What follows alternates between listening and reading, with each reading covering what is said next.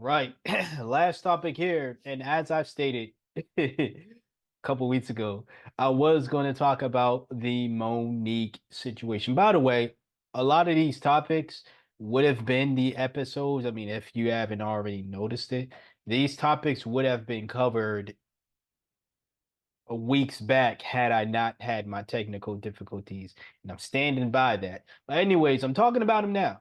So if you're like, oh, it's old, nobody made you. I mean, thanks for listening, but nobody, if you're definitely watching this on YouTube, nobody made you click on this video. So yeah.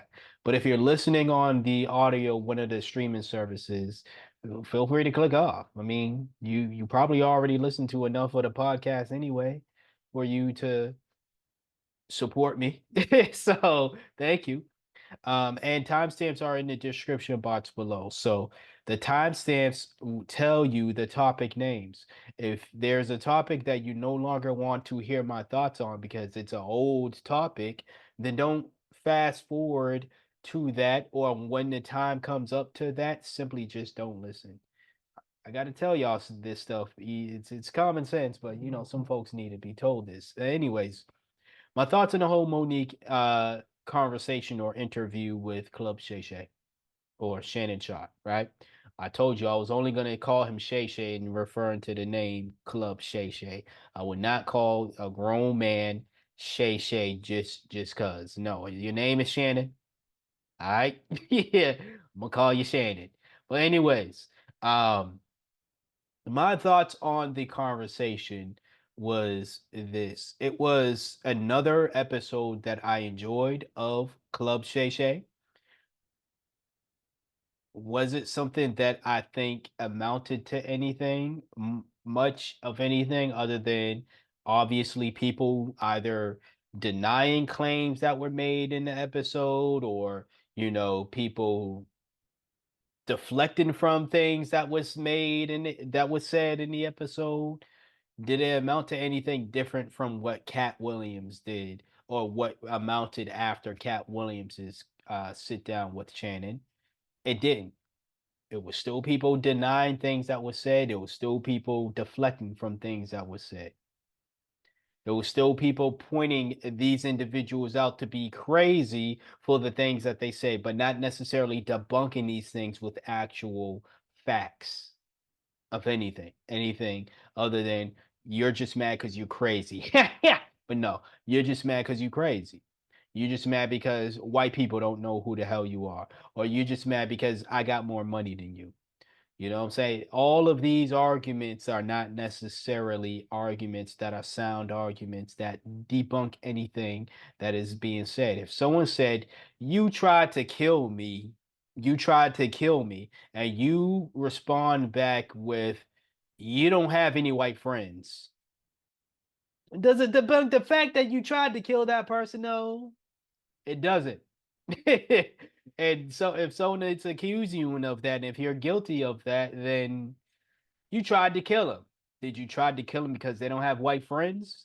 Or did you try to kill him because you're the crazy one? You know? So that's just an example of what was some of the responses that not only Cat Williams got, but Monique got as well, aka some. Well, not aka, but like I said, some of the response. Not all of it, not the majority of it, but some of the response. But afterward, um, Monique's son came out. Monique's son came out, and I'm not gonna lie, I don't know too much about the drama. I know from what Monique says, to be honest with you, she admitted that she was a neglectful parent.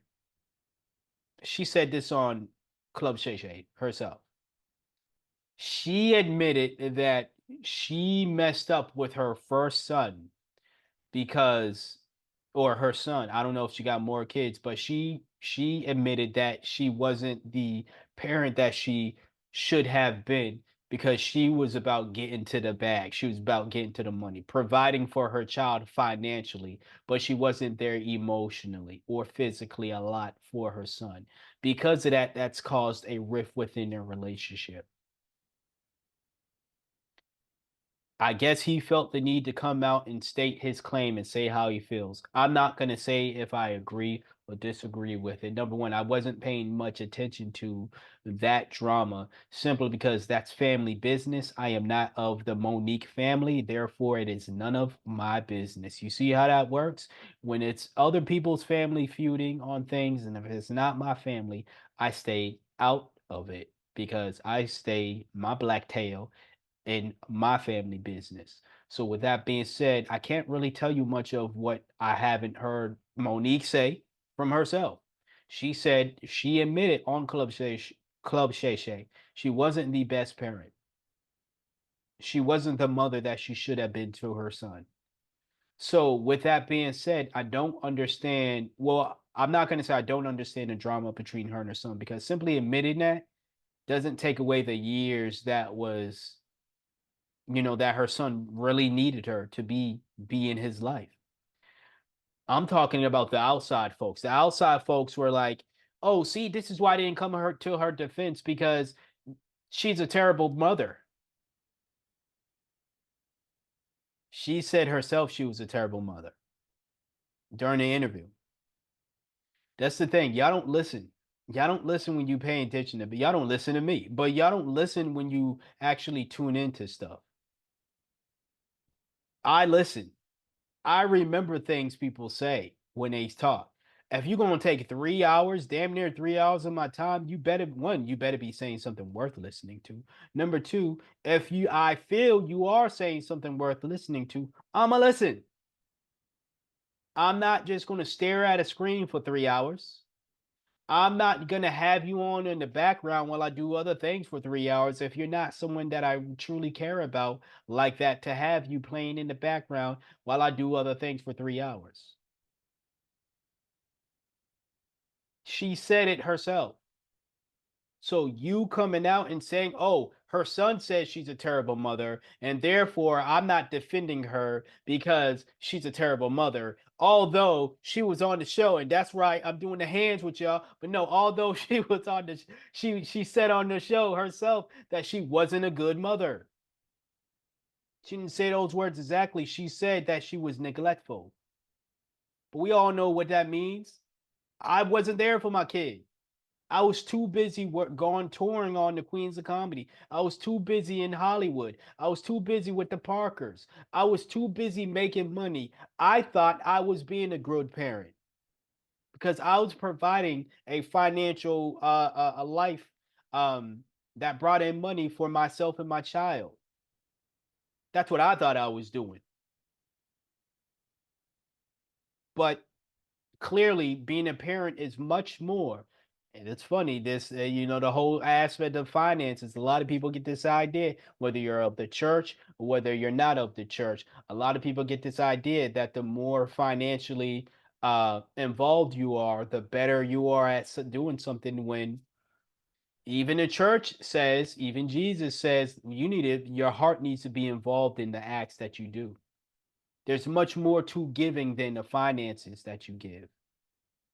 That's definitely a lesson Monique should have learned. And I love Monique, but that's definitely a lesson she should have learned when she had her son, when her son wasn't old enough to financially or just take care of himself.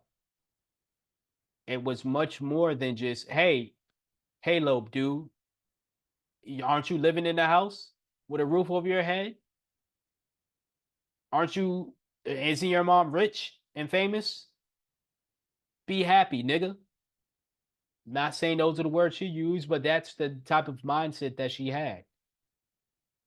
And that obviously didn't do much for his happiness or do anything for his happiness because he needed his mother to be there physically and emotionally, not just financially. So if you're not learning from the church, you damn sure should learn from this Monique situation that it's not enough just to be in people's lives financially.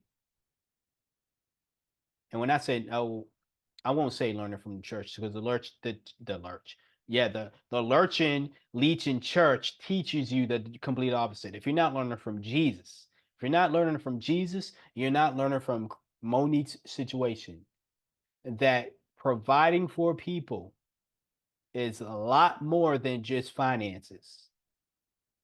Your lurching, leeching church is not going to teach you that unless you just got one of the best churches ever. By all means, open them doors for me because the work that I'm doing or I did at the church that I'm at now, I would love to do for your church if your church is not that crazy or crazy at all or, whatever. But we're not talking about me. We're talking about Monique. So again, she herself said that I was not a good parent. So then her son comes out and pretty much says, yeah, my mom was not a good parent. My mom wasn't around. And then people are like, oh my God. So that means that everything that she got, everything she got wrong, done wrong to her, I'm just gonna ignore. And sadly, that's the response that I see happening with Monique. Nobody has sympathy for her. One, because again, she's the fat black woman. No one cares about the fat black woman. Number one, that's number one. Number two, once again, it's this weird thing that people do, and people do this to black women, but women especially, where now men, we always get on the internet, we talk about no one has sympathy for men, which is true for the most part. But there are times where there are times, outliers, I should just say, but times nonetheless where a man does something and gets a lot more sympathy than a woman, especially if that woman is a black woman, especially if that woman is a fat black woman, you know, who's deemed unworthy of love, affection, anything in you all's eyes. You all's, not me, you all's. Because I think it's disgusting the response that her interview with Shannon Sharp got. I'm here to talk mainly about that, not necessarily my thoughts. I shared my thoughts. I said not much anything. This was no different than the Cat Williams interview. You know, I think hers was a lot more deeper. There was a lot more depth within it. But that's about the only difference. It was two people within the entertainment business saying, this person lied to me, this person effed me over, these people. Now, the Cat Williams had a lot of, other hearsay stuff to talk about, whereas Monique didn't necessarily talk much about a lot of the hearsay stuff. So that's another difference. But the gist of both of their 3 hour long or damn near 3 hour long interviews was the industry is a scummy game, a scummy place. The industry is just devilish and all this other stuff. This person effed me over. This person lied from me. This person stole from me. Literally, that's what both of them said. So if you want to know my true thoughts about, what was said, initially just go back to what I said about the Cat Williams interview. That was just a month ago or so, or 2 months ago or so. Nonetheless, a few episodes ago. Go back and view that. You will have an easy viewing on YouTube if you're watching this on YouTube, simply because the titles of the videos. So just go search those if you want to know my thoughts about that stuff. But the response that I see, because I talked about the response Cat Williams got as well. So I'm gonna talk about the response primarily Monique got in this video. Well, in this topic here, primarily about the responses. It was disgusting, and I hated the responses that Monique got. Not because I'm a fan of Monique, but because this is what the responses were pretty much. You neglected your son. So you being raped, you being effed over by people in the industry that you thought were your friends, you being blackballed, all the bad things that happened to you, you deserved it because you was not a physical mother. You was a neglectful mother. People can say someone pointed to karma. Well, it's karma. But it wasn't karma for Cat. Now, to my knowledge, Cat hasn't. He's not. To my knowledge, he is not a neglectful father at all. He actually has five, I think four kids that five or four kids that he actually helped bring forth into the world, as in like he got, you know, those kids' mothers pregnant. But the other five children, he has a total of 10 kids. The other five children he adopted. And he raised all 10 of those kids. He was in their life, not just financially, but emotionally and physically. So the wrong that he was done by the industry, what do you say that? Well, if it's not karma, why is he being wronged?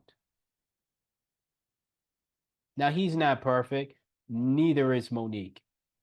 But this idea that the only way certain people, not every y'all don't treat this about everybody, but certain people, if a fat black woman were to be wrong, she has to be perfect for you to get your sympathy. She doesn't have to have a quote attitude problem like Monique, and but you gave your sympathy to Taraji P. Henson, who is quoted to have attitude said same attitude issues as well. In fact, when the filming of The Color Purple, their latest color rendition of The Color Purple, she was beefing with cast members. It wasn't just Oprah she was having issues with. Apparently, her and Fantasia was having issues. Apparently, her and others were having issues because of her attitude. Allegedly, all of this is, of course, but nonetheless, this stuff does not help the case at all. Still, it does not help Taraji's case. Still, if your argument is, or anybody's case, if your argument is, I didn't support Monique simply because she has an attitude problem. But Taraji got your support, and Taraji is still beefing with, allegedly, still beefing with cast members.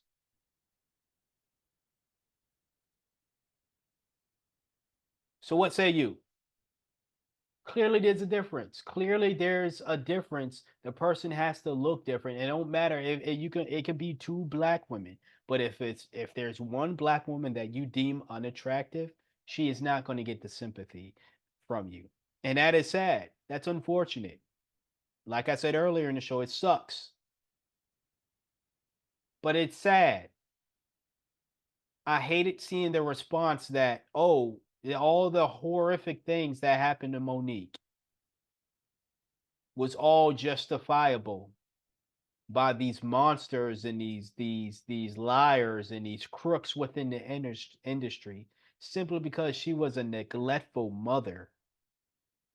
I am not excusing her. I'm not excusing her behavior at all.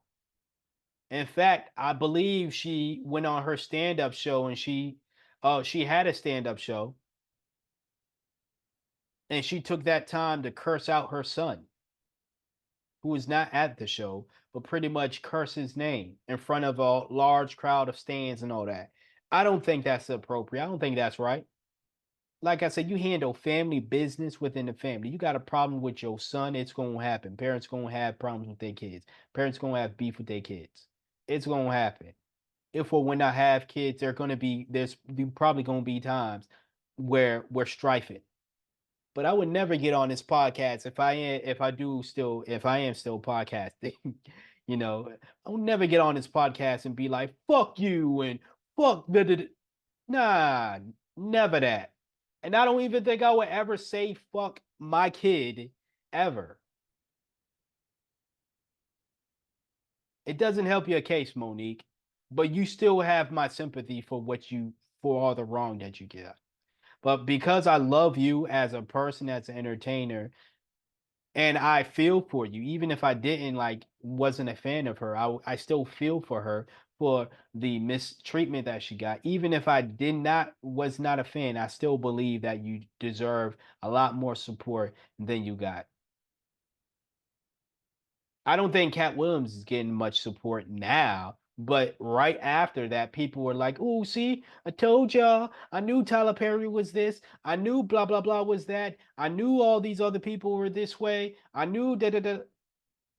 Yeah, Cat Williams, tell your truth, and I'm all for anybody telling their truth.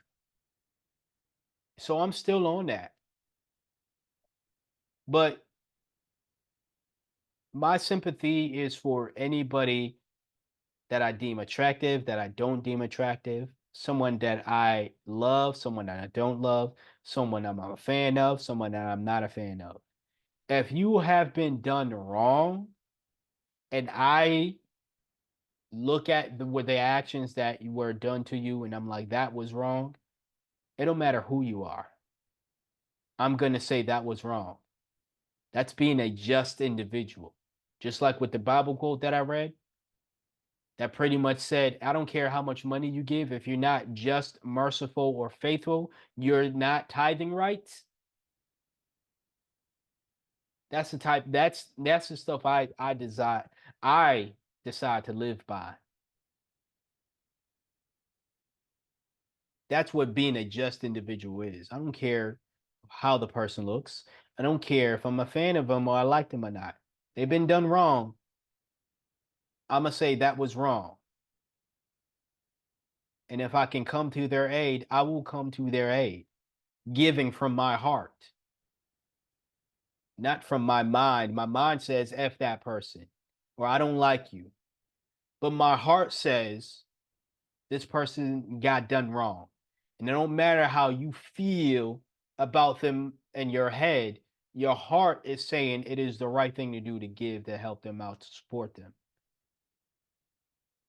This might change things between y'all to the point where now your mind matches what you think about them, matches how you feel about them in your heart, and vice versa. But it's not selective on some, oh, you've done wrong and da da da da da, this, that, and the third. There are times when it's like that though. If you did somebody wrong, right? Let's just say, I don't know, you out here breaking kneecaps, right? You out here actually extorting folks, and you breaking kneecaps because you robbing folks. You saying, "Give me your money, and I won't break your knees." And someone says, "No, I'm tired of giving you money," or just, "No, I'm not giving you money." You out here, you broke a kneecap. That person got people in their life that love them enough to want to do bodily harm to anybody that harms them. So then you get done bodily harm. You get worse than two broken kneecaps. You get gat. Wrong? Yeah. Am I gonna come to your funeral and be like, man, they did you wrong, bro? No. I'ma say, I'm not gonna go to your funeral and say this. I'm gonna go into my podcast and say this. You shouldn't have been out here busting kneecaps and robbing people, essentially. Call it extortion, call it whatever. You was robbing folks. You shouldn't have been doing that. You'd still be alive had you not been doing that. So yeah, there's levels to the amount of support I will give to somebody. But Monique ain't out here breaking kneecaps. She broke her son's heart. She broke her son's trust. And that's not stuff that I'm excusing. Once again, that is me saying, I know for a fact this woman is not perfect. But the people in the industry did her wrong because they were dirty individuals, not because she was neglectful to her son. They were not like, you're not there for your son, I'm not going to pay you. You're not there for your son, I'm going to blackball you. You're not there for your son, I'm a, screw you over. I'm going to do this, I'm going to do that. Because that's the one. Who are they? Who are them to even hand out that type of punishment to Monique? If they felt the need to say, listen, this is how I feel strongly about family. And the fact that you're not necessarily there for your son, I don't like that. And I can't work with you. That's totally different from, I'm not going to pay you what you are owed, or I'm going to screw you over. I'm going to rob you. I am going to try to kill you, allegedly. But it's a lot more. It's deep. It's that stuff is a lot different than just simply just saying, "Hey, listen, I can't work with you because you're not there for your son." And I can't honestly, in good faith, work with somebody who would neglect their own child like that. Two totally different things. If someone were to say that, I wouldn't be talking about them. Those that individual, which I don't think that anyone in the industry says that, but if there were somebody in the industry who would have that type of mindset, I'd be on here commending them for it, not necessarily talking down on them, like I am the individuals Monique pointed out. But as I've stated, man, I don't really got much else. And the other two topics were already long, so I'm gonna keep this one relatively shorter than the other ones. But um, I didn't like the response.